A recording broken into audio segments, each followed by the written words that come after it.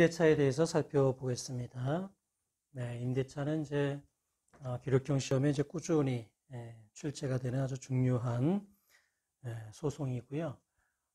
특히 이제 사회적으로 최근에 이제 임대차 3법 뭐 이렇게 해서 이슈가 많이 되었기 때문에 또 주택임대차, 상가임대차 그분도 최근에 바뀐 그런 법 규정이나 이런 거 위주로 잘 공부를 해 두셔야 됩니다. 먼저 청구 취지를 보면은요. 자, 1번은 임대차 보증금은 이제 담보적 성격이 아주 강합니다. 그래서 보증금에서 뭐 차임이 연체가 된다. 그러면 이제 그거를 공제하고 나머지를 주면 되거든요. 근데 그거와 관련된 기재례입니다. 피고는 원고로부터 5억 원에서 2020년 3월 1일부터 별지 목록 기재 건물에 인도 완료일까지 월 100만 원에 비율이한 금원을 공제한 나머지 금원을 지급받음과 동시에 원고에게 위 건물을 인도하라. 네, 그래서 보증금에서 연체 차임을 매월 100만 원씩 공제하고 그리고 이제 건물을 이제 내가 주겠다. 그러니까 건물을 인도해라. 내가 보증금에서 연체 차임 공제한 금액을 줄 테니 그러면 나에게 건물을 인도하라. 그런 기재례입니다. 자, 2번은요. 이제 매수 청구권을 행사한 경우입니다. 어떤 건물 소유 목적이 이제 토지 임대차를 이제 했는데 뭐 임대차 기간이 이제 임대차가 이제 종료됐다 이거예요. 그 경우에 그 임차인이 이 건물에 대한 매수를 이제 청구한 경우입니다. 자, 그러면 이제 그 임대인 입장에서는요. 그거를 이제 매매 계약이 체결된 거로 됩니다. 그러니까 매수 청구권 행사는 형성권이기 때문에 매매 계약이 체결된 걸로 된다. 그러니까 임대인 입장에서는 매매 대금을 지급해야죠. 건물에 대한 매매 대금을 지급할 테니 나에게 이전 등기해라. 이렇게 청구해야 됩니다. 그래서 피고는 원고로부터 3억 원을 지급받음과 동시에 원고에게 별지 목록 제1항 기재 건물에 관하여 2020년 9월 23일 매매를 원인으로, 그러니까 이 매매를 원인으로 이거는 매수 청구 이사 표시가 이제 도달된 때, 그때 매매 계약이 체결된 걸로 봅니다. 형성권이라서요. 그 매수 청구권을 통지했다, 의사 표시를 통지했다. 그게 도달한 때 매매 계약이 체결된 것으로 보니까요. 그날입니다. 도달한 날입니다. 그래서 2020년 9월 23일 매매를 원인으로 한 소유권 이전 등기 절차를 이행하라. 그렇게 기재를 해줍니다. 자, 그 다음에 이제 임대차의 종료에 대해서 살펴보겠습니다. 자, 법조문을 보면은요, 민법 623조에 보면은, 임대인은 임차인이 목적물을 잘 사용 수익할 수 있도록 그런 상태를 유지해 줄 의무가 있습니다. 그래서 어떤 수선 의무가 이제 있는 것이죠. 임대인에게요. 어떤 사용 수익에 어떤 필요한 상태를 만들어 줘야 됩니다. 그래서 어떤 수리가 필요하면 수리를 해줘야 되고요. 그래서 사용 수익에 어떤 지장이 있다 그러면은 그거를 고쳐줘야 됩니다. 자, 그 다음에 629조에 보면은요, 임차권의 양도, 그 다음에 전대는요, 임대인의 동의가 있어야지만 할 수가 있다 이겁니다. 임대인의 동의 없이는 임차권을 양도하거나 또 임차물을 전대할 수 없습니다. 자, 만약에 임대인의 동의 없이 그렇게 한 경우에는요, 임대인은 계약을 해지할 수 있다. 이것도 이제 중요한 논점이 될 수 있습니다. 자, 그 다음에 이제 635조에 보면은요, 기간의 약정이 없는 임대차의 경우인데요. 그런 경우는 언제든지 해지 통고를 할 수가 있습니다. 이런 경우에는 해지 통고가 있고 일정 기간이 경과하면 해지 효력이 발생합니다. 그래서 이제 임대인이 토지 건물, 기타 공작물에 대해서 해지 통고하면 6월, 임차인이 한 경우에는 1월, 그 다음에 동산에 대해서는 5일, 이렇게 이제 기간이 지나면 해지 효력이 발생합니다. 그런데 이제 주택이나 상가의 경우에는요, 임대차 기간에 약정이 없다 하더라도 최소한의 기간을 이제 보장해주는 방식으로 규정이 되어 있습니다. 그런 특별 규정들은 여러분이 잘 기억을 하셔야 되겠습니다. 주택의 경우는 2년, 갱신 요구하면 또 2년, 그래서 4년. 그다음에 상가의 경우는 이제 뭐 이렇게 1년, 뭐 이렇게 해서 이게 10년까지 갱신 요구를 할 수가 있도록 그렇게 되어 있습니다. 자, 그다음에 해지 통고의 전차인에 대한 통지. 만약에 적법한 전대차가 되어 있는 경우에는요, 해지 통고를 전차인에게도 통지를 해줘야 돼요. 그리고 일정 기간이 지나야, 뭐 6개월 또는 뭐 5일 이렇게 기간이 지나야 해지의 효력이 발생합니다. 자, 그다음에 이제 묵시의 갱신입니다. 임대차 기간이 끝났는데 임차인이 계속 사용 수익하고 있어요. 그런데 임대인이 상당 기간 내에 이 일을 하지 않으면은 다시 임대차한 것으로 봅니다. 다만 임대차 기간은 정함이 없는 걸로 봐서 좀 전에 봤던 해지 통고 그거를 할 수 있도록 그렇게 규정이 되어 있습니다. 자, 그래서 이제 일반 임대차의 경우는요, 이렇게 갱신의 요건이 이렇게 규정이 되어 있어요. 임대차 기간이 만료했다. 임차인이 계속 사용 수익하는데 임대인이 이의를 제기하지 않는다. 그러면 이제 묵시적 갱신이 되는 것으로 그렇게 보고 있고요. 근데 주택이나 상가의 경우에는 이제 규정 방식이 다릅니다. 주택이나 상가의 경우에는요, 임대차 기간이 끝나기 일정 기간 전에 갱신 거절을 임대인이 이렇게 통지하지 않으면요, 그냥 묵시적 갱신이 되는 방식으로 그렇게 규정이 되어 있습니다. 그러니까 일반 임대차의 경우에는요, 임대차 기간이 다 끝났습니다. 임대차 기간이 끝나고 임대인이 이의를 제기하면 갱신이 안 돼요. 그러나 상가나 주택의 경우에는요, 임대차 기간이 그냥 끝났습니다. 근데 갱신 거절 한 바가 없어요. 그러면 바로 임대인이 이의 제기를 해도 이거는 갱신이 된 겁니다. 왜? 그 끝나기 일정 기간, 뭐 6개월에서 1개월, 6개월에서 2개월, 그 사이에 갱신 거절 의사표시를 따로 해야지만 갱신이 안 되는 거예요. 그래서 일반 임대차하고는 규정 방식이 다른 거, 그걸 기억하시면 되겠고요. 640조에 보면은 차임을 2기 연체를 하면 임대차 계약을 해지할 수 있습니다. 네. 그래서 상가의 경우는 또 3기입니다. 어떤 그런 차이들을 여러분이 잘 기억을 하셔야겠어요.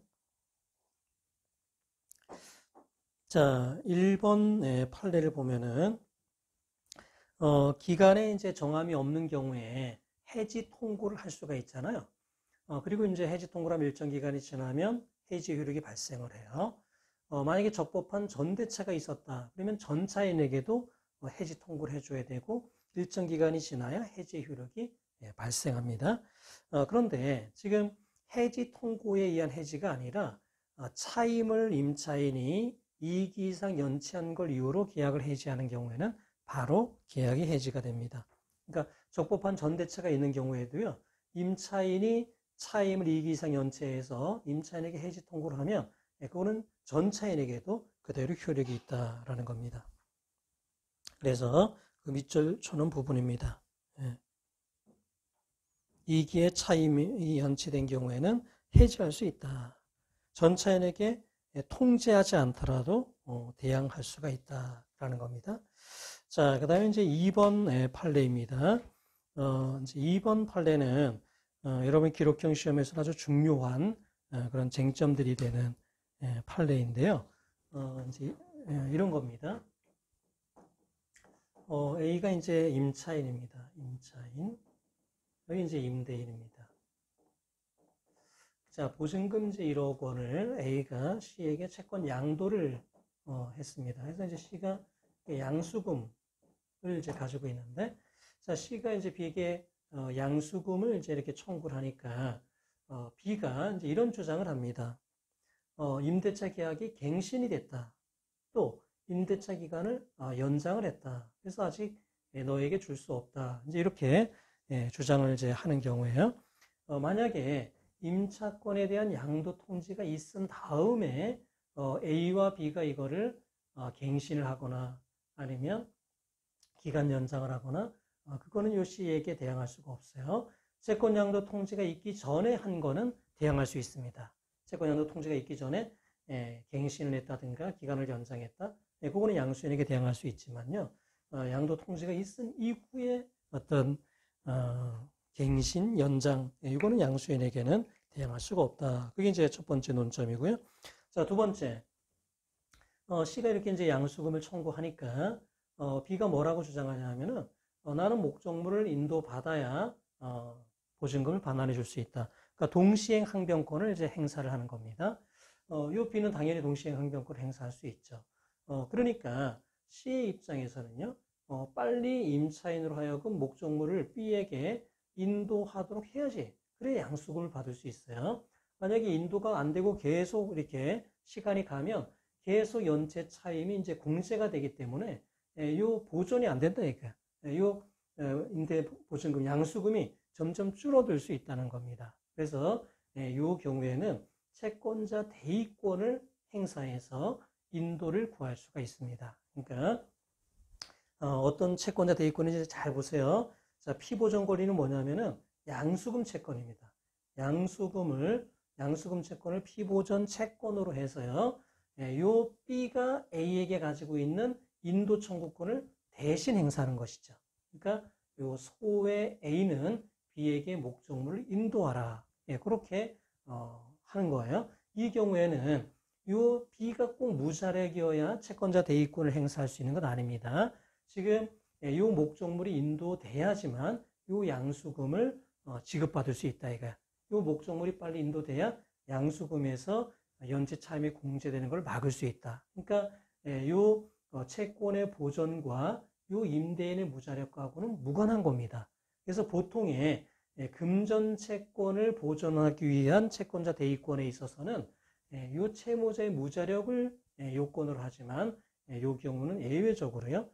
요 무자력이 무관하다. 이거 채무자의 무자력하고는 무관하다. 그래서 여러분의 기록을 쓸 때는 이렇게 채권자 대의권에 기해서 A에게 인도하라. 이거 임대인에게 인도하라. 그거를 기재를 해주면 됩니다. 그래서 판시 2번에 있는 그 밑줄 쳐놓은 부분들은 여러분이 잘 기억을 하셔야 돼요. 그래서 이 양수한 채권자가 이 보증금을 이행을 청구하기 위해서는 요 A가 인도해야 된다. 이거 인도해야 된다. 그래서 이 경우는 채권의 보전과 채무자인 요 B의 무자력과는 무관하다 이거예요. 따라서 무자력이 아니라 하더라도 대위 행사를 할 수가 있다. 그 2번 판례는요 아주 중요합니다. 특히 여러분이 기록을 볼 때는요 아주 중요하고 그걸 잘 이해를 하고 기재를 해주셔야 됩니다. 3번 판례를 보겠습니다. 방금 어떤 일이 있었냐면은 약 1시간 이렇게 분량으로 이렇게 동영상을 다 촬영을 하고 확인해 보니까 요 3번 판례 하다가 이렇게 잘린 거예요. 그러니까 아마 제가 항공기 모드로 이렇게 바꿔놓고 이렇게 촬영을 해야 되는데 그걸 깜빡하고 하다 보니까 이제 어떤 뭐 문자 같은 게 오면서 이제 촬영이 이제 중단이 됐습니다. 그래서 아직도 가끔 이런 이제 실수를 하는데 이럴 때 조금 힘들죠. 자, 그래서 다시 또 힘을 내서 한번 강의를 해보겠습니다. 이제 3번 판례는요. 임대인은 임차인이 목적물을 사용 수익할 수 있는 상태를 만들어 줘야 돼요. 그 어떤 목적물이 훼손된 게 사소한 거다 이거야. 그래서 임차인이 뭐 별로 돈 들이지 않고 손쉽게 고칠 수 있다. 그런 경우에는 이제 수선 의무가 없지만은요. 그게 아니고 이게 사용 수익이 방해가 된다 이거야. 그런 경우에는 임대인이 수선을 해줘야 됩니다. 자, 요 사례는 임차인이 이제 건물을 임차해서 가구 전시장으로 이제 사용을 했는데 여름철에 이제 결로 현상이 발생을 해서 가구에는 좀 치명적이잖아요. 그게 그래서 이제 임차인이 그거에 대한 이제 수선 의무를 임대인에게 이제 요구를 한 겁니다. 그래서 임대 목적물이 하자가 있다. 어떤 방습이 잘 안 되고 단열이 잘 안 되고, 그래서 이제 여름철 그 결로 현상이 발생하고 있다. 그렇게 하면서 임대인의 수선 의무를 근거로 손해배상을, 하자에 대한 손해배상을 청구했습니다. 이거에 대해서 대법원은 임대인은 이제 임차인의 목적물을 사용 수익할 수 있는 상태를 만들어줘야 되고, 또 임차인이 이거를 가구 정시장으로 임차한 사실을 임대인은 알고 있었고, 따라서 수선 의무가 있다. 따라서 수선 의무를 전제로 하는 요 손해배상 청구는 인정이 된다. 그렇게 판단을 했습니다. 자, 그 다음에 이제 4번 판례입니다. 판시 1번을 보면은요, 수선 의무에 관한 내용이 쭉 나옵니다. 그래서 임대 목적물을 사용 수익할 수 있는 상태로 만들어줘야 된다. 임차인이 사용 수익할 수 있는 상태를 만들어줘야 된다라는 거예요. 이게 만약에 그 목적물이 좀 훼손됐다 이거야. 그게 임대인의 어떤 귀책 사유가 있느냐 없느냐 그걸 묻지 않습니다. 그러니까 지금 임대 목적물이 지금 훼손이 돼 있다면요, 임차인이 사용 수익할 수 있도록 해줘야 되잖아요. 그거는 임대인의 의무입니다. 따라서 그 목적물의 훼손이 임대인의 귀책 사유로 인한 것인지는 묻지 않습니다. 그래서 만약에 그게 제대로 수선이 안 돼서 사용 수익을 할 수 없는 상태다라고 하면은요, 임차인은 계약을 해지할 수 있는 것이죠. 자, 그 다음에 이제 2번에 보면은, 판시 2번에 보면은요, 자, 임대차 계약이 이제 끝났어요. 임대차가 종료됐습니다. 그러면 임차인은 원상대로 반환을 해줄 의무가 있습니다. 자, 만약에 그것이 목적물이 훼손이 됐다. 그래서 원상대로 반환을 못 해준다라고 하면 이거는 이행 불능이 되는 거죠. 그래서 임차인은 그거에 대한 손해배상을 해 주어야 합니다. 그래서 임대차 기간이 이제 임대차가 끝났다. 임차인이 원상대로 반환을 해줘야 되는데 그거를 못 해준다. 그러면 임차인은 자기에게 과실 없음을 입증하지 못하는 한 책임을 져야 됩니다. 그래서 만약에 이런 경우라는 거예요. 판시 2번에 보면 이제 어떤 얘기가 나와 있냐면 이게 임차 목적물이 훼손이 됐습니다. 그래서 임차인이 임대인에게 수선을 해달라라고 이제 요구를 했어요. 근데 수선을 못 해주니까 임대차 계약을 해지했습니다. 가능하다는 거예요. 그러니까 그 목적물 훼손이 임대인의 귀책 사유로 인한 것인지 묻지 않는 겁니다. 묻지 않고, 그러니까 수선 의무를 이행 못하면 그걸 가지고 해지할 수 있어요. 자, 그런데 해지가 되면 어떻게 되냐면 임차인은 원상대로 반환을 해줄 의무가 있는 겁니다. 근데 그걸 원상대로 반환을 못 해준다면 자기에게 과실이 없음을 입증하지 못하는 한 책임을 진다라는 것이죠. 그러니까 수선 의무와 원상으로 반환하지 못하는 것에 대한 채무불이행 책임은 구별해서 봐야 된다는 거야. 그러니까 임대인에게 수선 의무가 있다고 해서 원상으로 반환하지 못하는 것에 대한 책임까지 면제되는 것은 아니다라는 겁니다. 그러니까 임대차에 있어서의 최종 책임은 결국 임차인에게 있다라는 것이죠. 임차인이 그 책임을 부담한다라고 볼 수 있습니다. 법리적으로는 이제 어느 정도 타당한 면이 있어요. 왜냐하면 위험원을 관리하는 사람에게 책임을 묻는 것이 정당하다. 자, 그렇게 볼 수 있잖아요. 그러니까 그 임대차를 했다면은 임대인은 관념적인 지배를 할지 모르지만 실질적으로 그 위험원을 관리하는 건 임차인으로 볼 수 있기 때문에 임차인이 과실 없음을 입증하지 못하는 한은 그 책임을 부담한다. 이거예요. 그래서 원상대로 반환을 해줄 수 없다. 그거에 대한 책임은요, 임차인이 부담한다. 손해배상을 해주어야 한다라는 것입니다. 자, 5번 판례를 보면은요, 자, 이 5번 판례는 이제 전원합의체 판결인데요, 대단히 중요합니다. 그러니까 원칙적으로 임대차가 종료됐을 때 임차인이 원상대로 반환하지 못한다. 그러면 자기에게 과실 없음을 입증하지 못하는 한 임차인이 책임을 져요. 자, 그런데 예외가 이제 판시 1번에 보면은 맨 밑에 제가 밑줄 쳐놓은 부분인데요. 자, 이게 이제 어떤 화재가 발생한 건데, 임대인이 지배 관리하는 영역에 존재하는 하자로 인해서 발생한 것으로 추단되는 경우에는 이때는 임대인 책임입니다. 예, 이제 그 정도로 입증이 됐다. 임대인이 지배 관리하는 영역에서 존재한 하자로 인한 거다라는 게 입증, 그 정도가 이제 밝혀졌다면, 예, 그때는 이제 임차인에게 책임을 물을 수가 없습니다.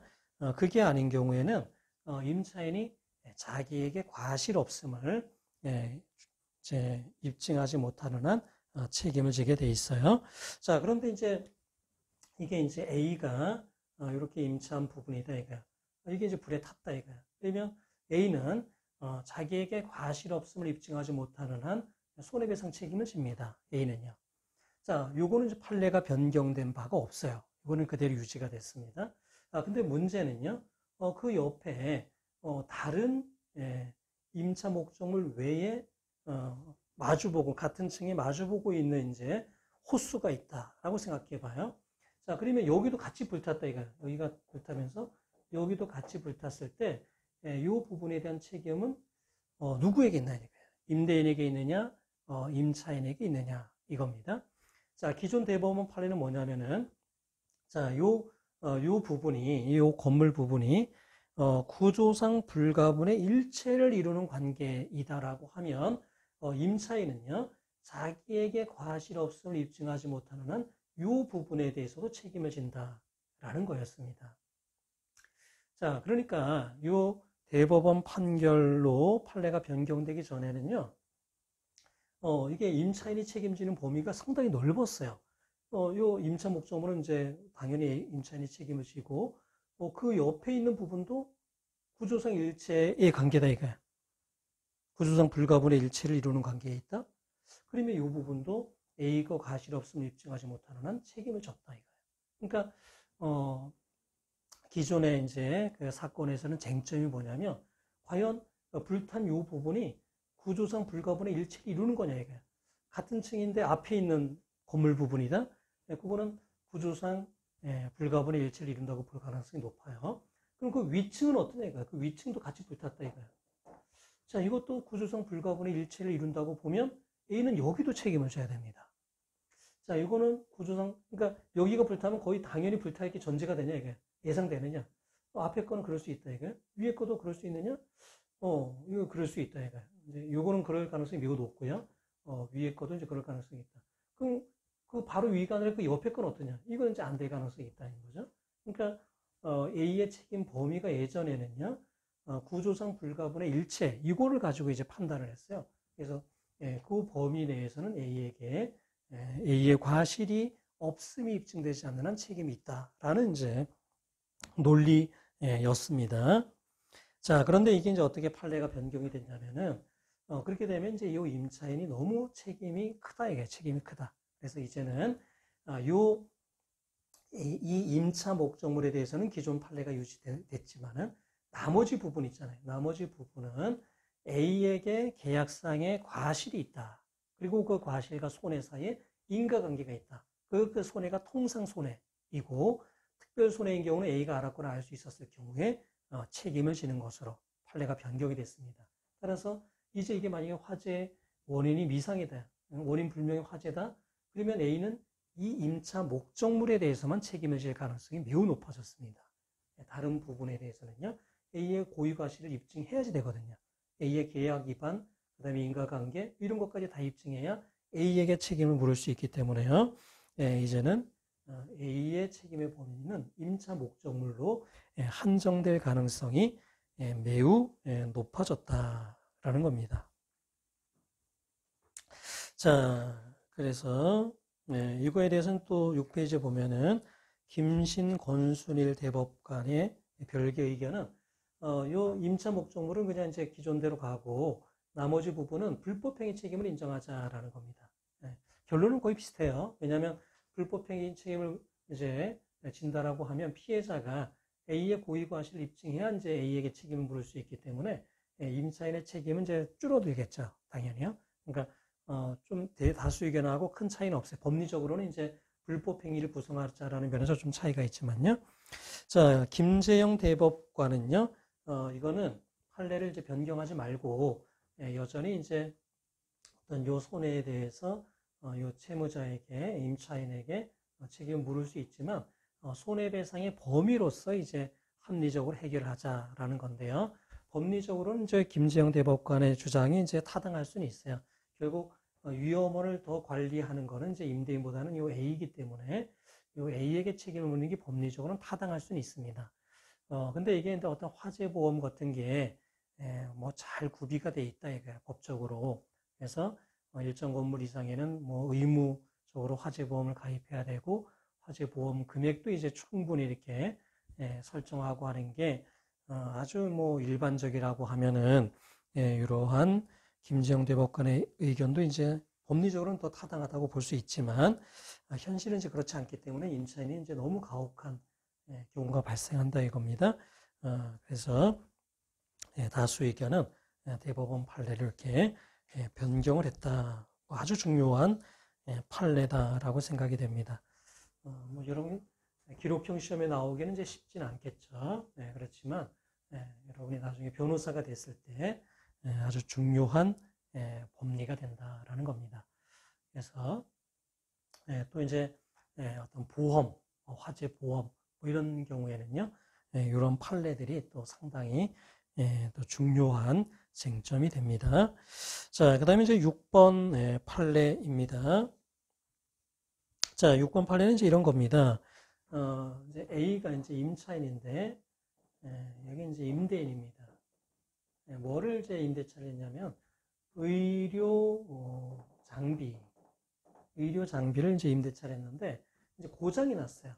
고장이 났고, 임대차가 이제 종료가 됐는데, 임차인이 계속 점유를 하고 있는 상황입니다. 그래서 임대인이 누가 임대차 기간이 끝났는데도 계속 점유하고 있으니까 부당이득 반환해라 이제 이렇게 주장을 했습니다.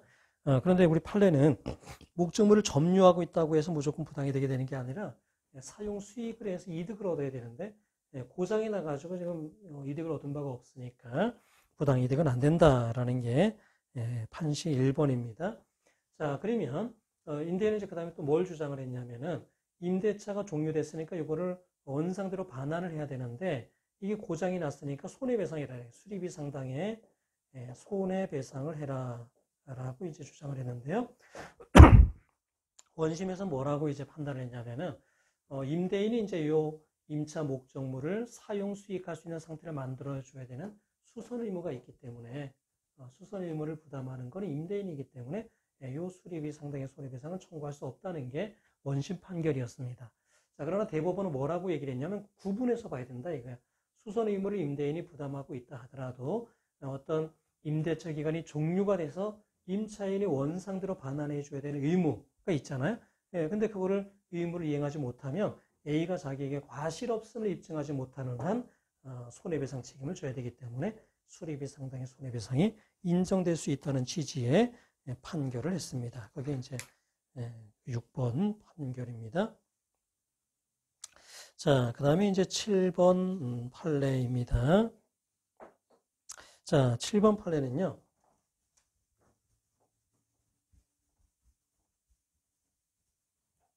자, 이게 전대차가 이제 있었던 건데요. A가 B에게 이제 이렇게 임대를 했습니다. 차임 채권은 이제 월 500만 원입니다. 자, B가 이제 C에게 이거를 전대를 했습니다. 차임 채권은 300만 원이었는데 중간에 이제 280만 원으로 이제 감액을 한 경우입니다. 자, 이 경우에 A하고 C 사이에서는 직접적인 계약 관계는 없습니다. 그런데 임대인 보호를 위해서 A가 C에게 차임을 자기에게 직접 지급할 것을 청구하면 C는 A에게 직접 지급할 의무가 있다. 이런 규정이 우리 민법에 규정되어 있습니다. 자, 이 경우에 이제 요 C가 부담하는 의무는요. 임대차 계약에서 임차인이 부담하는 의무 범위 내고 그다음에 전대차 계약에서 전대차 계약에 의해서 전차인이 부담하는 의무 범위 냅니다. 임대차, 전대차 그 범위 내에서 요 C는 책임을 진다 이겁니다.